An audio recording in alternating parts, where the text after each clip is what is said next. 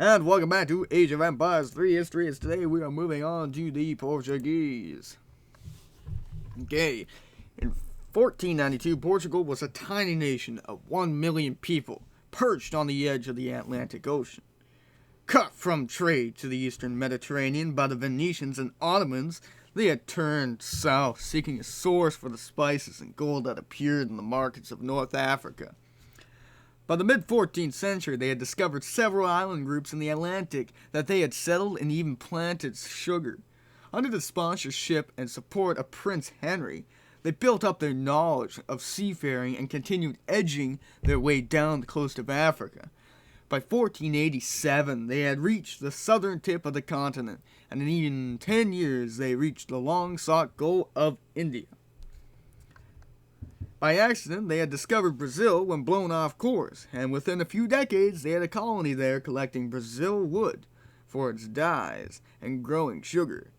Portuguese navigators were very active in further discovery of the Americas, and one of their pilots, Ferdinand de Magellan, began a circumnavigation of the world in 1519 in the service of Spain.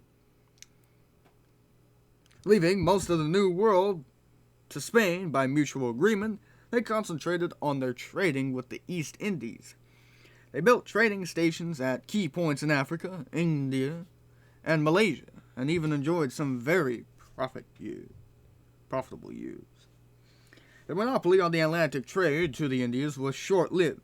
They fell temporarily under Spanish rule in the late 16th century, which opened their shipping to attack by the Protestant Dutch and the English. Both of these enemies set up trading companies to compete in the East Indies, which came to dominate the market. Gradually, the Portuguese lost their lead in seafaring and fell behind other nations in technology and trade. Eventually, their power and influence waned to the point that they needed a British military presence to stave off conquest by Napoleonic France. And that's it for this episode. I'll be back next time with the Russians. See you then.